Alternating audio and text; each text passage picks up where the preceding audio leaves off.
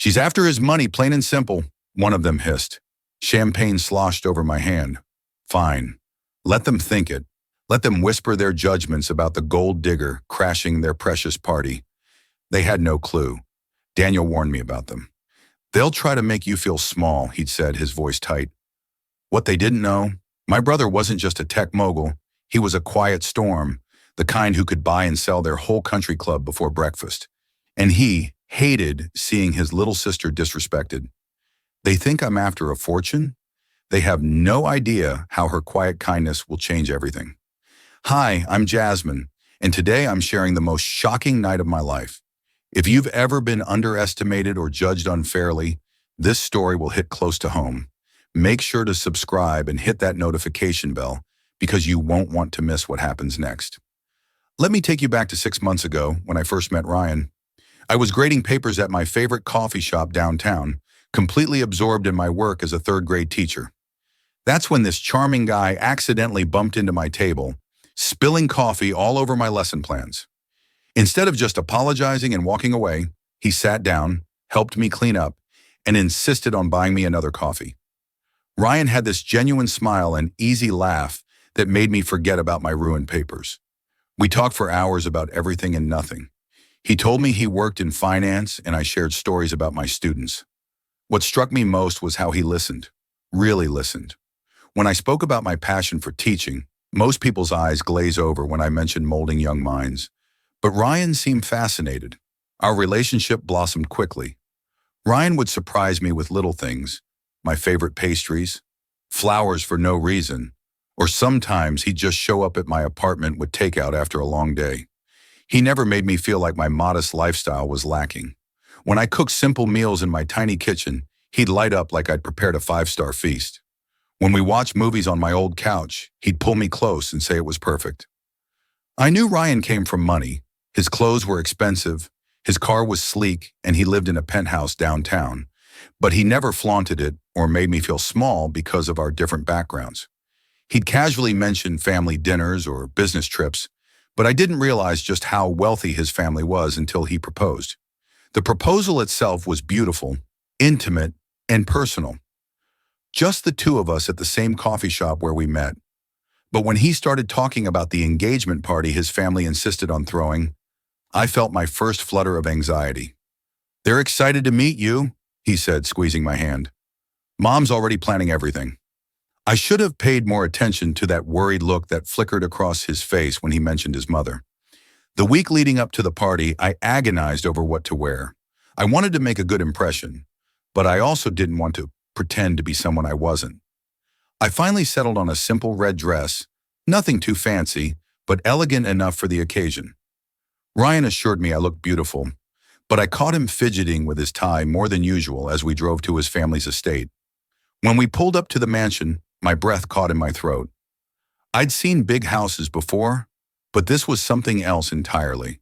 The circular driveway was lined with luxury cars, and the house itself looked like something out of a magazine. Perfectly manicured gardens stretched as far as I could see, and the entrance was flanked by marble columns. "Wow," I whispered suddenly, feeling very small in my department store dress. Ryan squeezed my hand. "It's just a house, Jasmine. These are just people." But the moment we walked through those massive front doors, I knew these weren't just people. This was old money, generations of wealth that created an invisible barrier around everyone in the room. The women were dripping in diamonds. The men wore watches that probably cost more than my yearly salary. And everyone moved with that particular confidence that comes from never having to worry about money. Ryan's mother, Patricia, glided toward us with a smile that didn't reach her eyes. She was elegant in the way that only comes from a lifetime of privilege. Perfectly styled silver hair, a cream-colored designer dress, and jewelry that caught the light with every movement. "Jasmine, darling," she said, air kissing both my cheeks. "How lovely to finally meet you. Ryan has told us so much about you."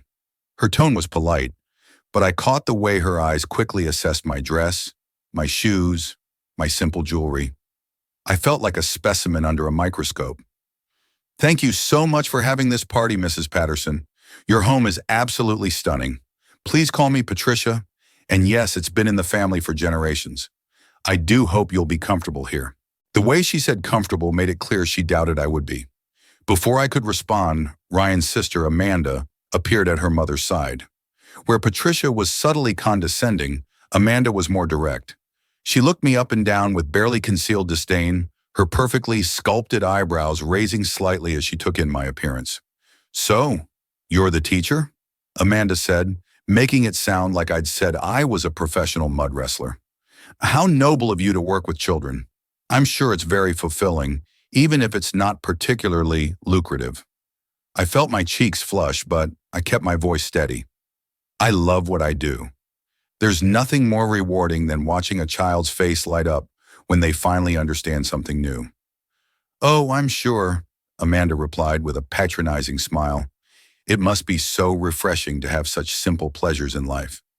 Ryan stepped closer to me, finally sensing the tension. "Amanda Jasmine is amazing at what she does. She's been teaching for 5 years and her students adore her." "5 years," Patricia repeated thoughtfully. "And you're what, 26? So you went straight from college into teaching.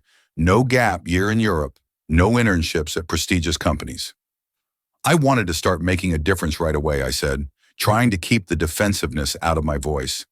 I had student loans to pay off, and I was eager to get into the classroom. The mention of student loans caused a brief, uncomfortable silence. In their world, college was paid for by trust funds, not loans that would take years to repay.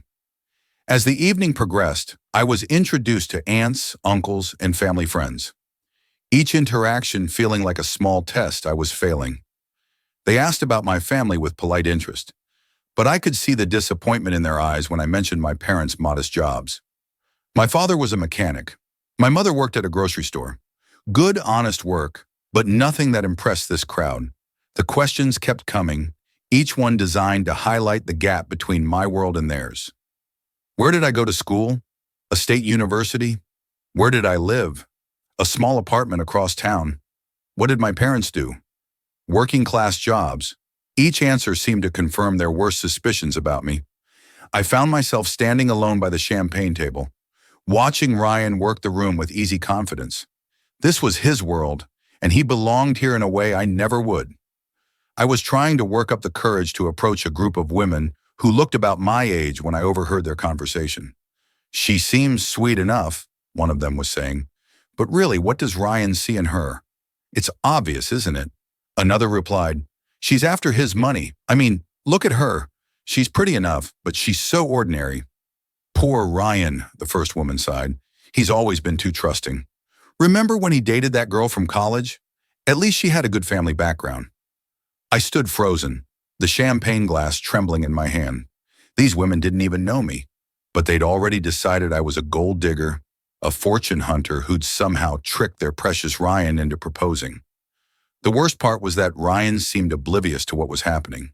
He was deep in conversation with his uncles, probably talking about business or golf or whatever wealthy men discuss at parties. He had no idea that his family was systematically dismantling my character behind his back.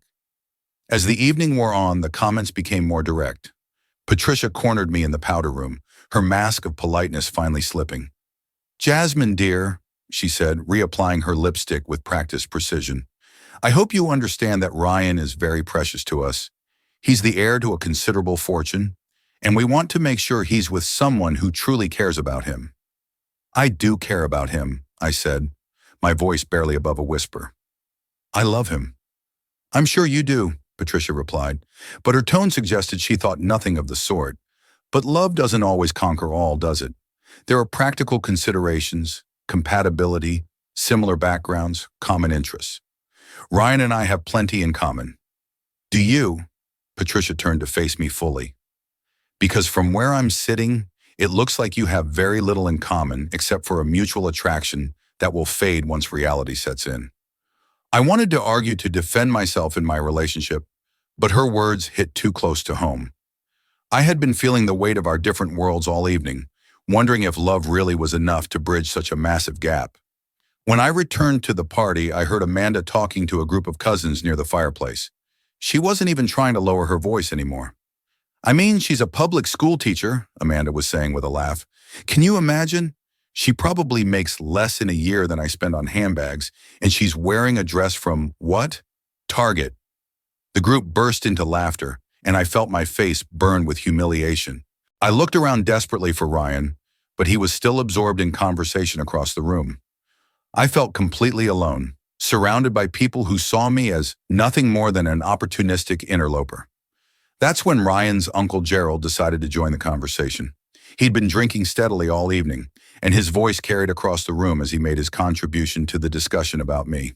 "Well, at least we know she's not after him for his looks," Gerald said with a loud gap. "Poor girl's probably never seen this much money in one place. Can't really blame her for trying to upgrade her situation." The laughter that followed was like a knife to my heart. These people who barely knew me had reduced me to nothing more than a stereotype.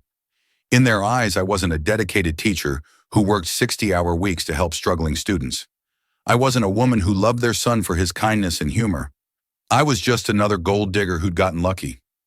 I excused myself and stepped out onto the terrace, needing air and space to process what was happening. The night was cool, and I wrapped my arms around myself as I looked out over the perfectly manicured gardens. My phone buzzed with a text from my brother Daniel. "How's the party going? Are they treating my little sister well?" I stared at the message, tears threatening to spill over.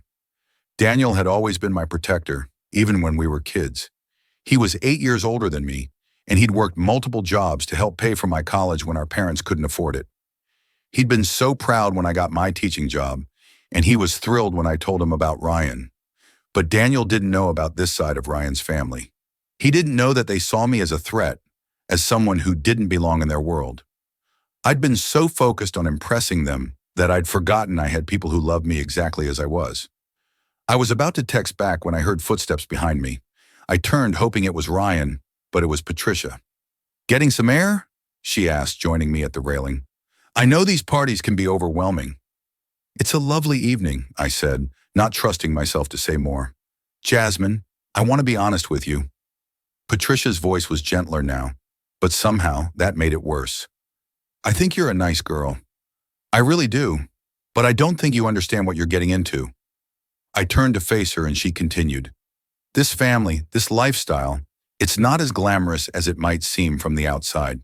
There are expectations, responsibilities, social obligations. Ryan will inherit the company someday, and he'll need a wife who can handle that world." "What are you saying?" "I'm saying that perhaps you should consider whether this is really what you want, whether you're truly prepared for a life that's so different from what you've known." It was the kindest way anyone had told me I wasn't good enough all evening, but it hurt the most because it came with a veneer of maternal concern. "I think I know what I want," I said quietly. "Do you?" Patricia's voice was sadder now. "Because from where I'm standing, it looks like you're drowning in a world you don't understand. And that's not fair to you or to Ryan." I wanted to argue, to tell her she was wrong, but I couldn't find the words. Maybe she was right. Maybe I was drowning. When we returned to the party, I felt like everyone was watching me, waiting for me to do something that would confirm their worst opinions. I tried to engage in conversations, but every interaction felt stilted and forced. I was hyper-aware of every word I said, every gesture I made. That's when Ryan finally noticed something was wrong. He appeared at my side, his brow furrowed with concern. "Hey, you okay? You seem quiet." I wanted to tell him everything about the whispered comments, the cruel laughter, his mother's gentle but devastating suggestion that I wasn't right for his world.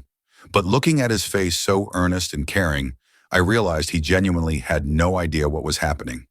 "I'm fine," I lied, "just a little tired." "We can leave soon," he promised, squeezing my hand. "I just need to say goodbye to a few more people."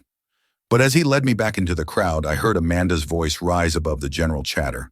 She was telling a story to a group of friends, her voice bright with malicious amusement. "So then she said she wanted to make a difference with her teaching," Amanda was saying, mimicking my voice with exaggerated earnestness, as if being a kindergarten teacher is going to change the world. "It's so cute when poor people think their little jobs matter." "Amanda, she teaches 3rd grade," someone corrected with a laugh. "3rd grade, kindergarten. What's the difference? The point is, she's delusional. If she thinks she's going to fit into this family, can you imagine her at the country club?" At charity galas? She'd be completely out of her depth. The group burst into laughter, and I felt something break inside me. I'd endured their condescension all evening, but hearing my life's work dismissed as meaningless was the final straw. Before I could stop myself, I stepped forward. Actually, I teach third grade, and yes, I do think it matters. I think helping children learn to read and write and think critically about the world around them is incredibly important work. The laughter died abruptly, and Amanda turned to face me with surprise that quickly morphed into embarrassment at being caught. "Oh, Jasmine, I didn't see you there. I was just, You were just mocking my career and my life," I said, my voice steadier than I felt. "I get it. I'm not wealthy. I don't have a trust fund, and I didn't go to an Ivy League school.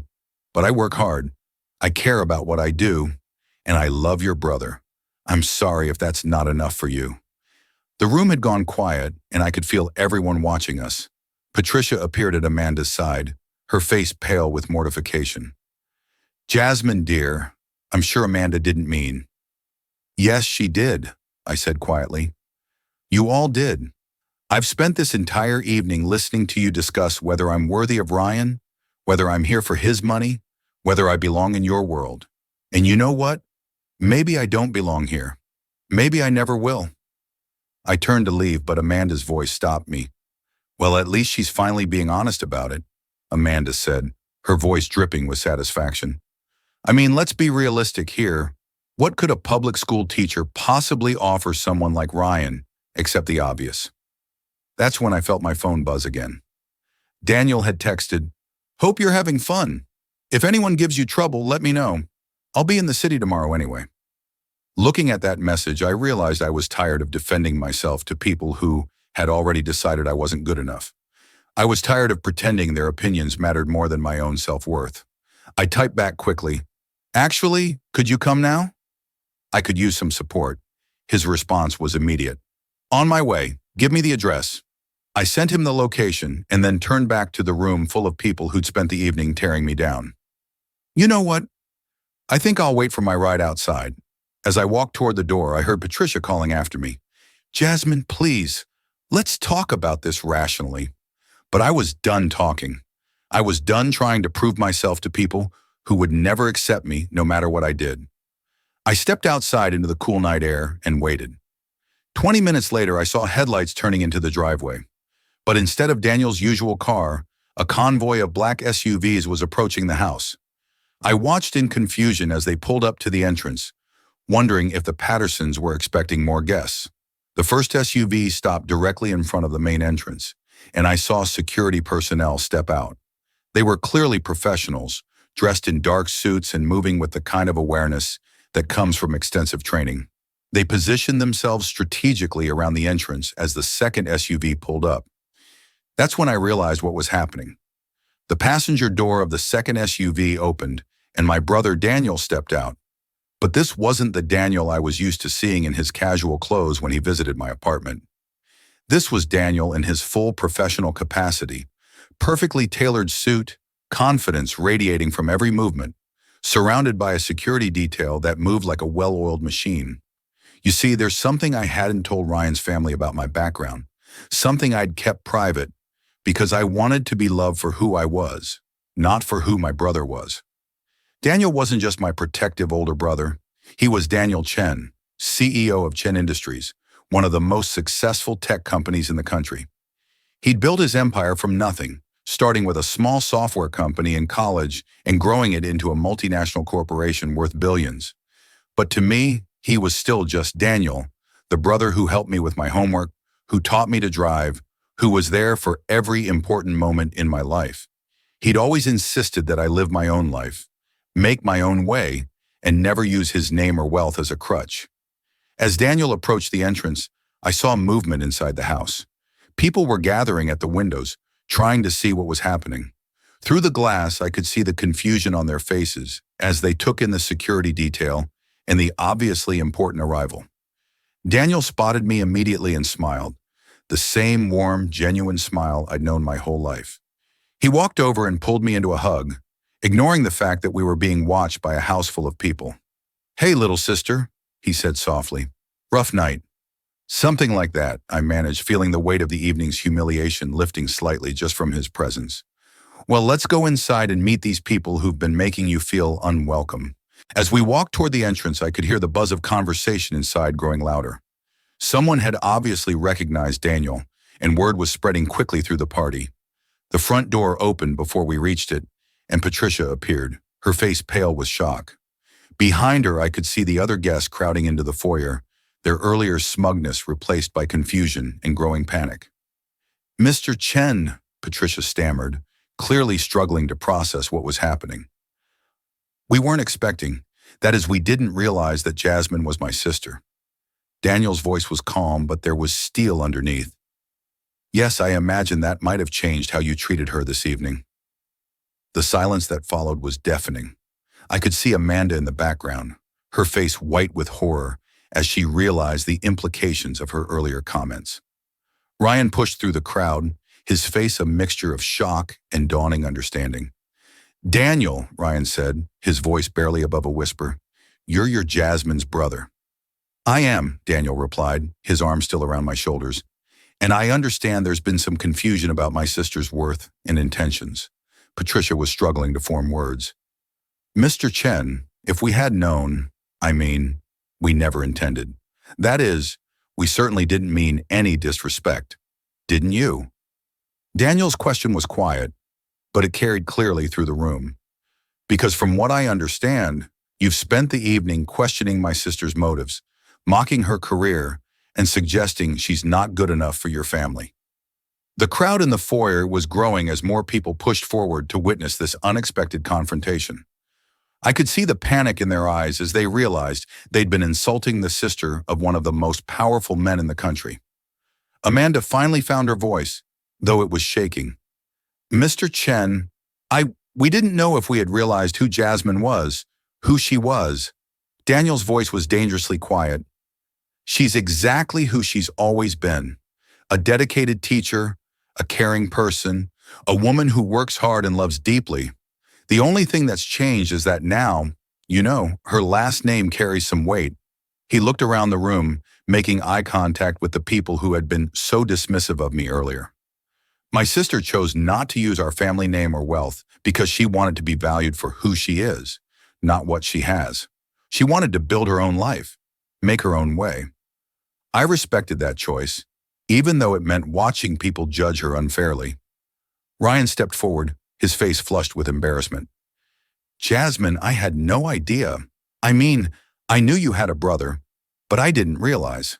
"She didn't tell you because she didn't want it to matter," Daniel said simply. "She wanted you to love her for herself, not for her connections or her family's money." The irony wasn't lost on anyone. The very people who had accused me of being a gold digger were now faced with the reality that I had access to more wealth than they did. I just chose not to use it. Patricia was still struggling to salvage the situation. "Mr. Chen, please understand. We had no way of knowing if Jasmine had mentioned her family background." "Why should she have to?" Daniel's question cut through her excuses. "Why should anyone have to prove their worth through their family's achievements? My sister is valuable because of who she is, not because of who I am." He turned to address the entire room. "I've built my company from nothing, and I've learned that true character isn't measured by bank accounts or family names.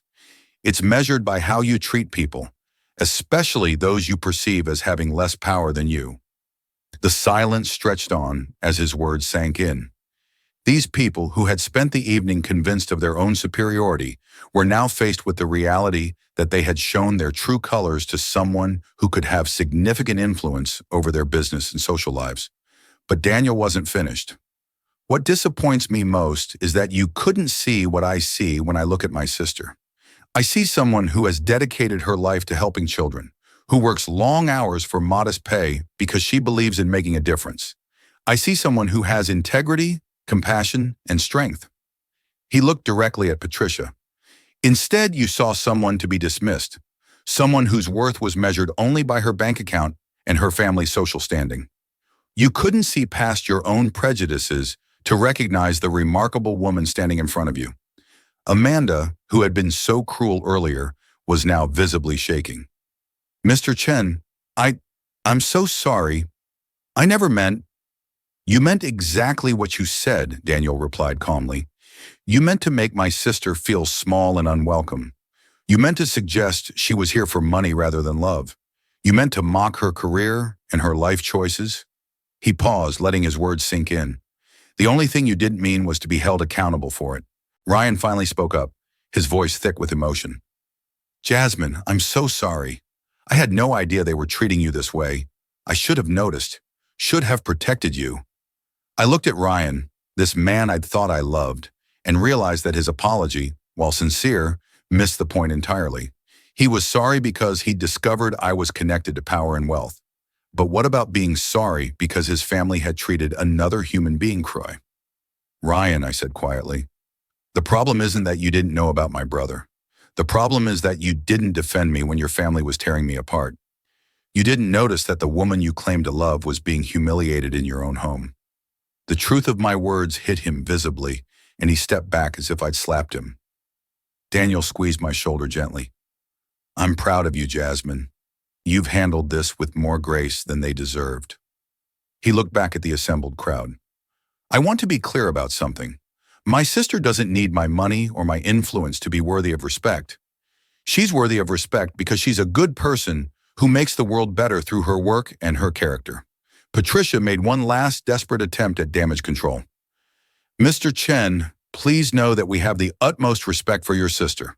Perhaps we can start over, have dinner, get to know each other properly. I don't think so, Daniel said firmly. You've already shown who you are. My sister deserves better than people who only value her when they think she might be useful to them. He turned to me. Ready to go home? I nodded, feeling a weight lift from my shoulders. As we walked toward the door, I could hear the frantic whispers starting behind us. These people were already calculating the damage, wondering how this night would affect their business relationships and social standing. But I didn't care anymore. I was done trying to prove myself to people who would never truly accept me. I was done pretending that their approval mattered more than my own self-worth. As we reached the SUV, I turned back to look at the house one more time. Through the windows, I could see the party guests still gathered in the foyer, their faces a mixture of shock, embarrassment, and panic. Ryan appeared in the doorway, calling my name, but I didn't stop. Some bridges once burned can't be rebuilt. Daniel held the car door open for me. You know, he said with a slight smile, I was looking forward to meeting your fiancé. Too bad he couldn't be bothered to defend you when it mattered. As we drove away, I felt something I hadn't felt all evening. Peace. The people at that party had shown me exactly who they were, and I was grateful for the lesson. I deserve better than conditional acceptance. I deserve better than people who only valued me for my connections. And most importantly, I deserve better than a man who would stand by while his family attacked the woman he claimed to love. The next morning, I returned Ryan's engagement ring by messenger, along with a simple note. I hope you find someone your family considers worthy. I hope I find someone who knows I already am. 3 months later, I met someone new, a fellow teacher who appreciated my passion for education and saw my worth without needing to know my brother's name. When I introduced him to Daniel, he was impressed but not intimidated. He respected my choice to build my own life, while still honoring my family connections. That's the difference between genuine respect and conditional acceptance. Real love doesn't need a net worth statement to prove its validity. And that's how one night changed everything. Sometimes the people who underestimate us get the biggest shock of their lives. If this story resonated with you, smash that like button and share it with someone who needs to hear this. Subscribe for more incredible true stories. And remember, never let anyone make you feel less than you are. Your worth isn't determined by your bank account, your family name, or other people's opinions. It's determined by your character, your actions, and the love you bring to the world.